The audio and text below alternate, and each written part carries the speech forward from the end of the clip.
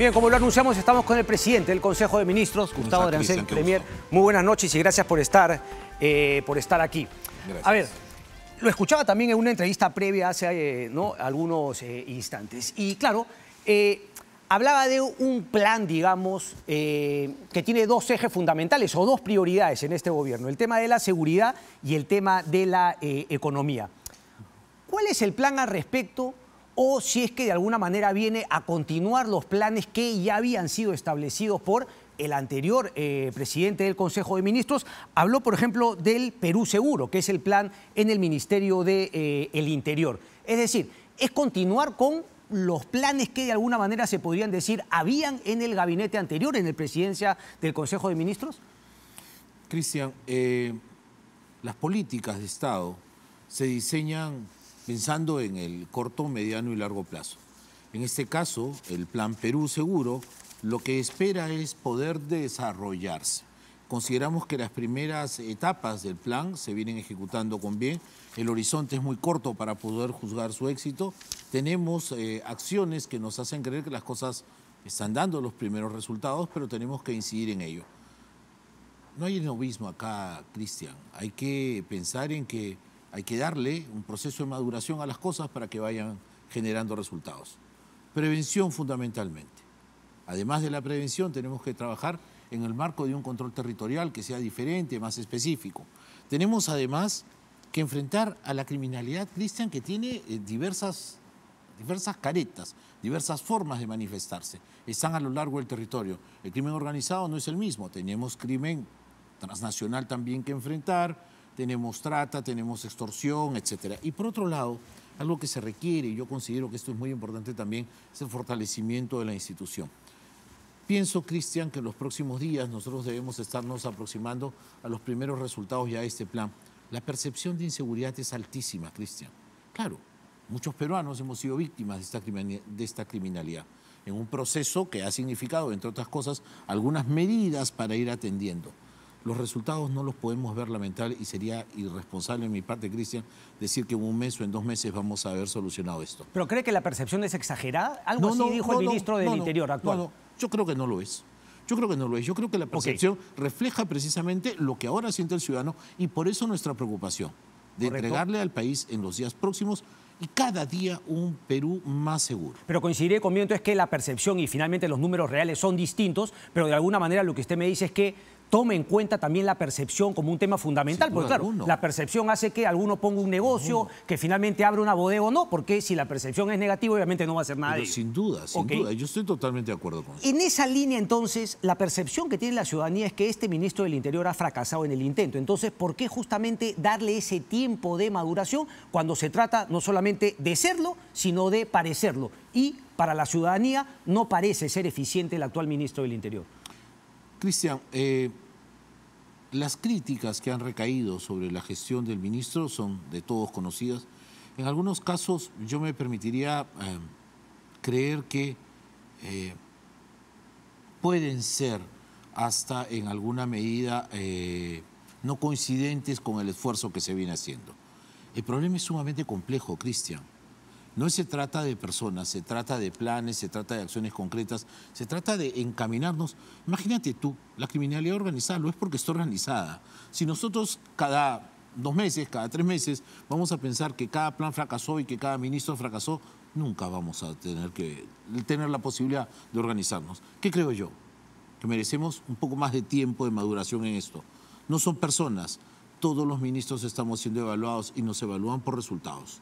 Y lo que esperamos son resultados, no soluciones definitivas, porque de momento no las podemos tener, pero resultados que nos hagan creer que la cosa va mejorando y esa percepción tiene que ir disminuyendo y va a ser un índice también a tomar en cuenta. Pero imagínalo como una hipótesis de trabajo nada más. Pero digamos, resultados, ¿no? Es decir, o sea... un súper gran golpe a la criminalidad organizada. ¿Eso haría que todo esté bien? No, definitivamente no, pero la percepción sí podría finalmente mejorar. Iría mejorando, ¿verdad? Pero mi pregunta es, ¿qué antecedente, digamos, qué currículum tiene el actual ministro Víctor Torres para que usted le dé esa confianza o esa necesidad de lo que me acaba de decir? Bueno, quizá pueden ser un poco exageradas las críticas, hay que darle más tiempo. Cristian, tenemos a un profesional que tiene la trayectoria, el currículum, el desempeño anterior a su designación como ministro, como miembro de la Policía Nacional, que yo creo que es destacable. Ha sido el número 2 en su institución. Y acabábamos, Cristian, un par de semanas atrás, de renovar 4 ministerios. Ahora, hace muy pocos días, se acaba de renovar la presidencia del Consejo de Ministros. ¿Podríamos o estamos en condiciones o acaso justifica tener que seguir haciendo más cambios? Actualmente, Cristian, tenemos 3 ministros con 5 interpelaciones. Vamos a acudir al Congreso en esta práctica de ejercicio democrático cuantas veces sea necesario. Vamos a esperar también que ojalá las explicaciones que brinden nuestros ministros en ese momento sean satisfactorias al Congreso de la República. Y luego la interpelación, pues no se sigan más pasos adelante. Pero ok, ese sería justamente, digamos, el tema político de que para el Congreso sea satisfactorio. Yo le quisiera preguntar al presidente del Consejo de Ministros, usted, señora Adriancén, digamos, ¿cuándo es que usted va a hacer la evaluación si es que finalmente son satisfactorias o no las gestiones que usted ha heredado del presidente del Consejo de Ministros anterior? Estamos haciendo una evaluación, Cristian, permanente. Okay. Es día a día la evaluación. Y esto significa, reitero, medir resultados. Esta es gestión por resultados. Y lo que estamos esperando son resultados. El día de mañana se va a dar el buen inicio del año escolar. A nivel nacional, las escuelas públicas van a concurrir. Esperamos allí un año escolar masivo donde todas o la gran mayoría de nuestras escuelas y la gran mayoría de nuestros niños y niñas vayan a la escuela. Eso también es, por ejemplo, un hito. Y como ese, en educación, los hay en interior y los hay en cada uno de los sectores. Estamos trabajando, Cristian, Perdón que le interrumpa, ¿qué puede ser un hito de empezar las clases? Una cosa que recurrentemente ocurre cada año. ¿Un hito en qué sentido? Cristian, tener el mayor número de escuelas operativas. Okay. Haber tenido la capacidad para que nuestras niñas y nuestros niños acudan masivamente a la escuela. Ok, pero no, entonces déjeme entender, digamos, no es una evaluación, digamos, es el inicio de una evaluación. Quizá en 2 semanas podrá ver cuántos colegios han arrancado y finalmente cuántos alumnos han asistido y si es que tienen... El día de mañana tendremos, por ejemplo, la primera data de cómo se produjeron las cosas. O sea, hay diferentes criterios. Te mencioné educación por mencionarte alguno porque va a ocurrir el día de mañana. Pero, Cristian, como esto, cada sector tiene actividades importantes que se están observando. Hubiese sido irresponsable de mi parte que me ponga a promover cambios sin conocer a los ministros ni evaluar su trabajo. Ha dicho usted, digamos, una frase que recoge el diario Correo, pero que también se le escuché comentar en una entrevista anterior. Y claro, también menciona, no es que tengamos un árbol de donde sacar ministros, no es seguro que tampoco, si se les propone, acepten. Esa es justamente una tarea suya. Sí, sin duda alguna. ¿Tiene usted o no capacidad de convocatoria? Pero por supuesto, y estoy trabajando en ello. En varias oportunidades, Cristian, tendré que recurrir a un ejercicio de persuasión para que los profesionales más capacitados puedan ser reclutados en favor de integrar el gabinete. Pero cuando lo ha dicho, me parece que usted, digamos, reconoce que actualmente es una situación jalar a buenos cuadros al gobierno. Hace quizá 5 o 10 años, digamos, no hubiese sido tan complicado finalmente jalar a algunas personas. ¿Por qué cree que en estos momentos es así con el gobierno de Dina Boluarte? Es que no es el gobierno de Dina Boluarte. Es la crisis que se está viviendo y que no solamente es peruana, sino es una crisis regional. Cristian, cuando hablamos de criminalidad organizada no estamos hablando del Perú. Estamos hablando de una crisis regional. Este gobierno está en una crisis, este país está en una crisis. Estamos en una crisis que tiene que enfrentarse a un crimen organizado que es además transnacional. Cristian, no es un carterista el que enfrentamos. Entonces esto hay que tomarlo con una dimensión más grande. En la Argentina, en Chile, en Ecuador, en varios países de nuestra región están enfrentando este fenómeno y por eso hay una voluntad muy grande de los países para unirnos y ver fórmulas para poder aliviar esto. El extremismo violento que vemos azotar en diferentes grandes capitales también preocupa. Pero, entonces, esto genera un escenario que efectivamente es un escenario de crisis, no tenemos por qué decir que no. Pero usted hábilmente me está llevando solamente o se está quedando en la crisis de seguridad. ¿Hay otras crisis por las cuales atraviesa este país y este gobierno? Hablo de una crisis de legitimidad, una crisis política e incluso una crisis económica. Yo creo que, si me permites, el segundo pilar del que me había referido, Cristian, además del de seguridad, es el del pilar del crecimiento económico. Y en eso, Cristian, hay que ser conscientes que muchos fenómenos han incidido en que esta recesión se produzca y así sea declarada. Hemos terminado el año 2023 con 0.6 negativo y la expectativa que tenemos para este año es 2.7 y ojalá lleguemos a 3 también. Pero estamos trabajando en este esfuerzo. ¿Qué se va a hacer? Permíteme, Cristian, tenemos que dialogar, tenemos que generar confianza. Lo que tú mencionabas hace un instante, Cristian, si me están extorsionando, yo no voy a abrir una nueva bodega, no voy a tener un emprendimiento. Entonces hay que traer, además de diálogo, además de confianza, seguridad. Seguridad para que el inversor, el pequeño y mediano, pueda realizar esta inversión. Pero esto no es tampoco suficiente. Tenemos que hacer que el Perú sea atractivo también para las grandes inversiones. Esto pasa por diferentes cosas, Cristian. Por ejemplo, una mejor y más eficiente recaudación tributaria. Tenemos que recuperar las cifras del déficit fiscal. Ha sido excesivo, ha sido muy grande. Una mejor y, perdón. Una mejor. Dijo una mejor recaudación tributaria. Okay, pero digamos, ¿va a ampliar la base tributaria también? ¿O simplemente vamos a apretar a los que ya tributan? Bueno, no. Hay que hacer varias cosas. Por ejemplo, una mejor administración, hay que mejorar la formalización.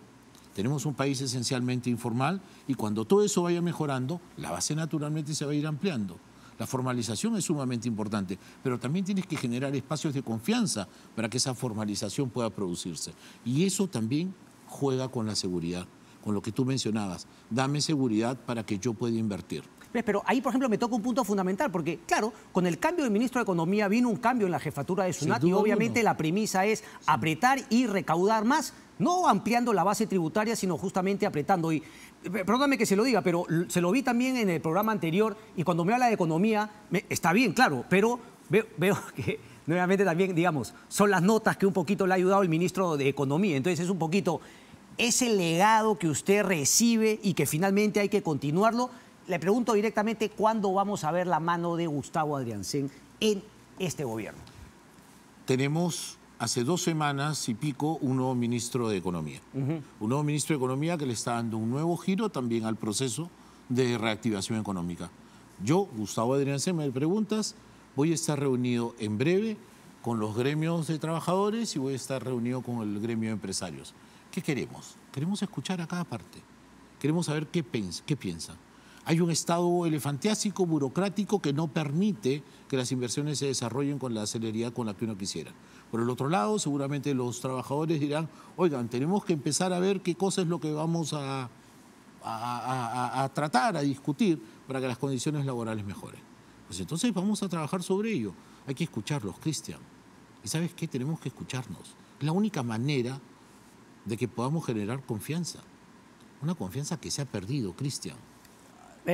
No me quedó en todo claro. Entonces, finalmente, digamos, recaudar más en el tema de la SUNAT, en el tema de la economía. Y finalmente me habla de diálogo. Pero, ¿alguna cosa concreta? A ver, le pregunto, por ejemplo, ¿algún proyecto minero que vayan a empujar concretamente si se trata de recuperar la confianza de empresarios? Mira, Cristian, solamente una cifra. La cartera minera tiene 51 proyectos que son casi 54.000 millones. Sí. Para este año, 2024, vamos a crecer 1.500 millones más. ¿Cómo? Con las inversiones que ya están. Conga, 4.800 millones oro. El Galeno, 3.500 millones cobre. Sigo, Las Chancas, 2.600 millones cobre. ¿Qué tenemos que hacer? Seguir impulsando esos proyectos. Me parece toma nota, por favor, me parece haber escuchado Conga, el proyecto Conga, ¿lo van a sacar adelante? Conga, 4.800 millones en oro en proceso de factibilidad y seguir adelante en cada una de las etapas que aquello... Pero ¿cómo así Conga finalmente no?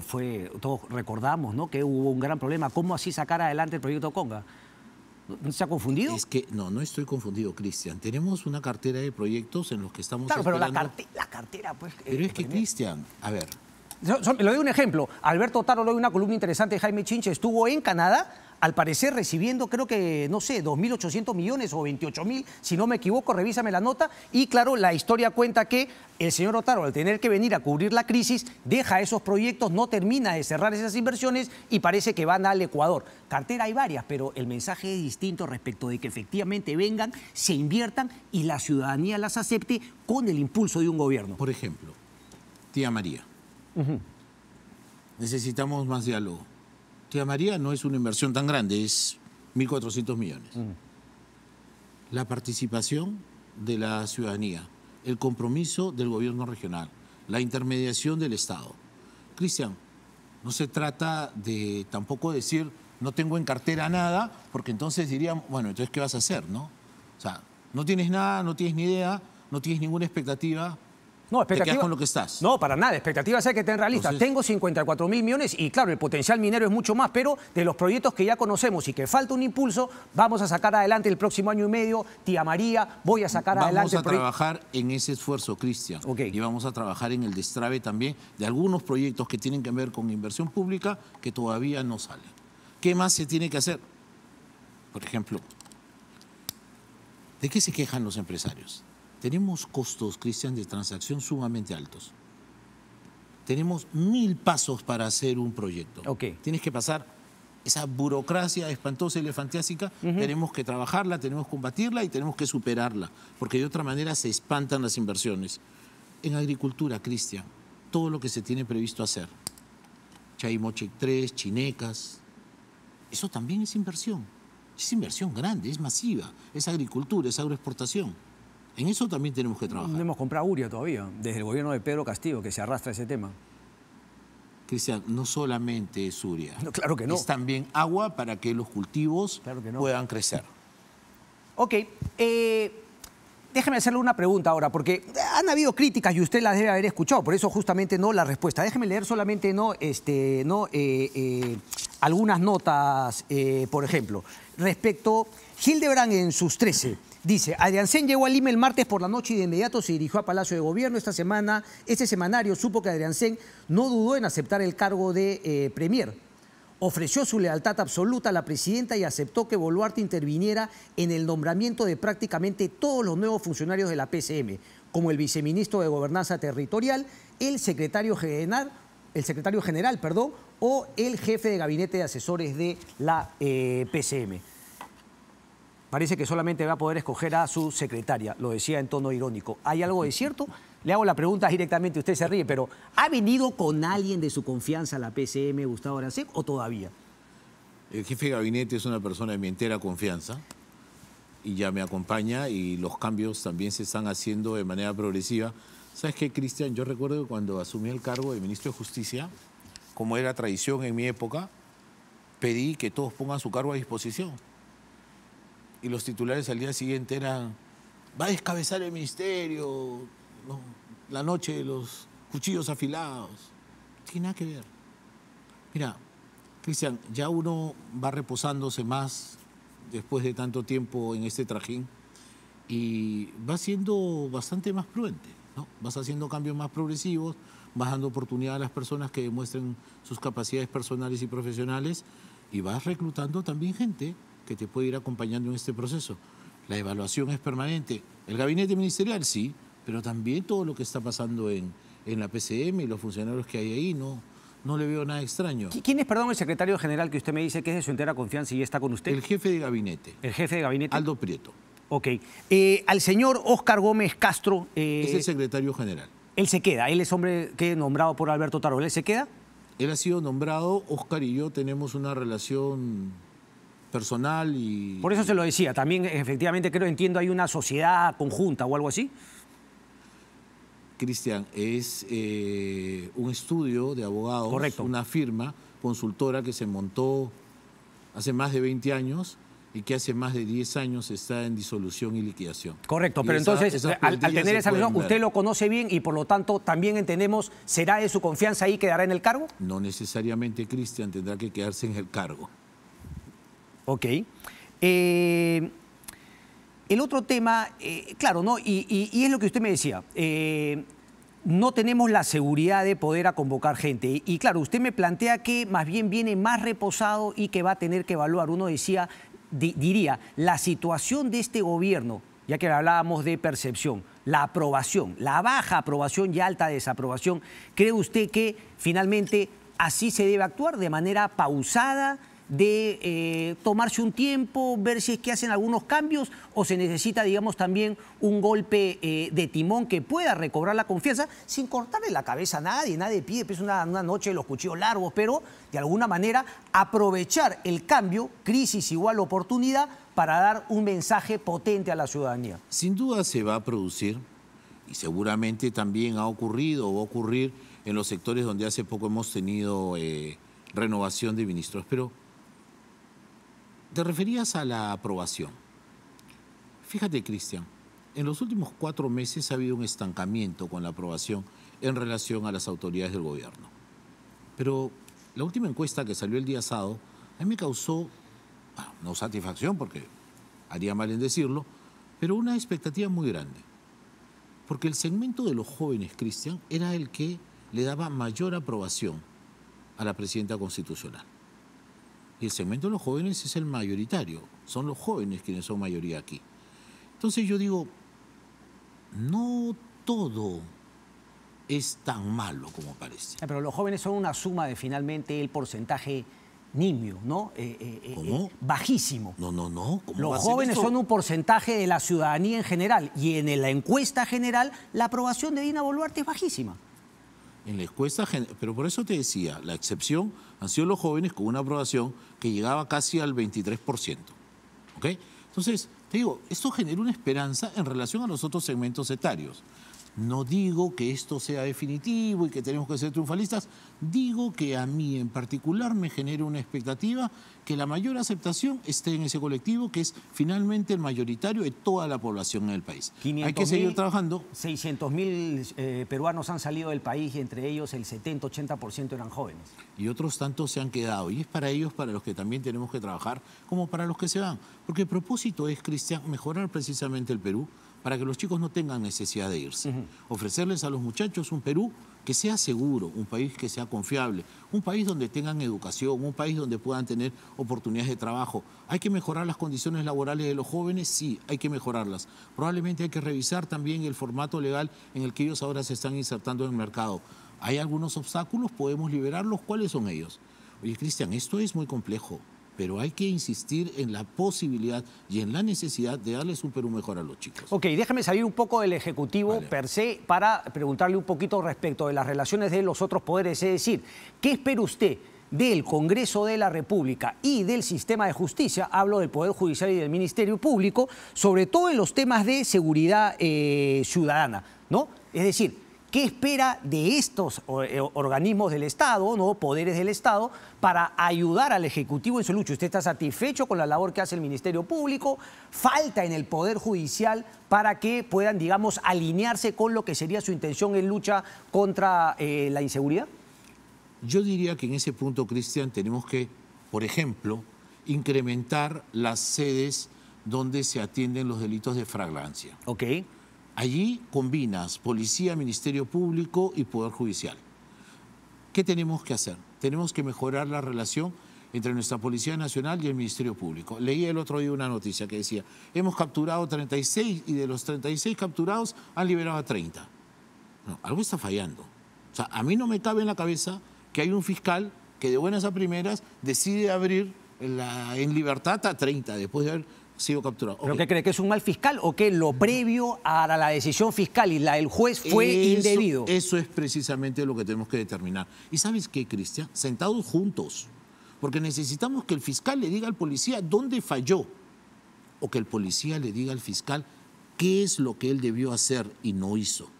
¿Me dejo entender? Claro, faltaron estos elementos, se hizo esto mal, se hizo el otro. No tengo cómo disponer una detención preliminar, una prisión preventiva.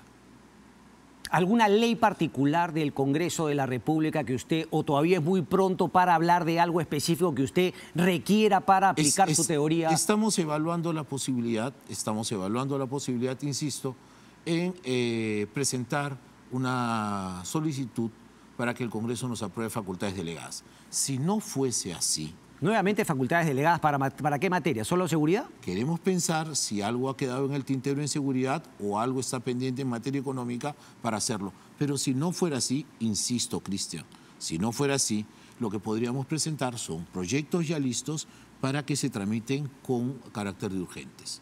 Hay dos posibilidades, las dos son viables, estamos estudiando qué es lo más conveniente ahora mismo. Como tú dices, acaban de pedir facultades delegadas, van a volver a pedirlas. Muy bien, entonces quizás no sea necesario pedirlas, pero podemos presentar proyectos con carácter de urgencia para que sean atendidos con prioridad en el Congreso. Correcto. A ver, yo le tengo que hablar porque finalmente no la salida de, y es algo que yo he mencionado constantemente en este programa, ¿no? Una disputa, una pugna de poderes tremenda entre Alberto Otárola y el señor Nicanor Boluarte. ¿Usted, digamos, reconoce esa teoría o cree que finalmente es un invento de la prensa? Yo no puedo decir que no lo sea, pero lo que estoy en capacidad de decir es que no me consta. O sea, es verdad, pero no me consta. No. Puede ser mentira, pero no me consta. O sea, imagínate, digo yo, no, pues sí, es un invento de la prensa. Mañana salen todos los titulares, Adrián Cés no le crea a la prensa. No me consta que tampoco sea un complot. Yo no tengo ningún elemento de juicio para creer que así haya sido. No, yo no hablo del complot, lo último que ha definido. Yo hablo de una pugna al interior del Ejecutivo que, a ver, más allá de que sí es verdad, usted entenderá que es una cuestión nefasta para un gobierno tener una pugna de poderes al interior del Ejecutivo que una presidenta finalmente no puede poner orden o eliminar. En la que yo jamás participaría, por cierto. Pero te voy a decir algo, el poder es pugna. Por eso se habla de la lucha del poder. Sí. Por eso se hace política. Correcto, Cristian. pero las pugnas en política son sobre la mesa, transparentes, en el debate, en la polémica, no debajo de la mesa y con cuchillos largos tirados a la prensa para tratar de descalificar al otro. Tenemos ejemplos miles de que no sea así. La historia está ahí en el caso. Pero eso es politiquería, eso no es política. Espero que no lo sea. No, te doy la razón, pero que es un hecho fáctico, ocurre y ha ocurrido a lo largo de la historia. Pero yo te digo, sobre lo que dice la prensa con relación a este tema, aquí, en el Perú, a mí no me consta. No tengo ningún elemento de juicio para creer que así haya sido. No lo puedo hacer. ¿Y a usted, digamos, le parecería normal o estaría dispuesto a aceptar una presencia del señor Nicanor Boluarte en el gobierno, como finalmente se ha venido reportando tenía durante la presidencia del Consejo de Ministros del señor Alberto Otárola? El programa Punto Final acaba de sacar también una nota, digamos, contrataciones, o sea, ubicuo, ¿no? La ubicuidad ideal del señor Nicanor para estar finalmente en temas vinculados al gobierno, con el agravante, si se quiere, de no tener un cargo público por el cual finalmente pueda ser evaluado, fiscalizado, etcétera, que como tendría que ser finalmente cualquier funcionario público. Cristian, el señor Boluarte no forma parte del Ejecutivo, no podría formar parte del Ejecutivo. Yo no tengo el gusto de conocerlo, jamás lo he visto, nunca he hablado con él, pero mal haría en inmiscuirse en cuestiones que no le competen. Nuevamente, insisto, yo no tengo noticia de que él haya participado en ninguna decisión de gobierno. Augura, bueno, vamos a ver finalmente, ¿no?, cuándo Gustavo Arancén empiece a hacer sentir su presencia en la presidencia del Consejo de Ministros. Premier, muchísimas gracias por estar aquí. Gracias a ti, Cristian. Vamos a una pausa y regresamos de inmediato, no se muevan.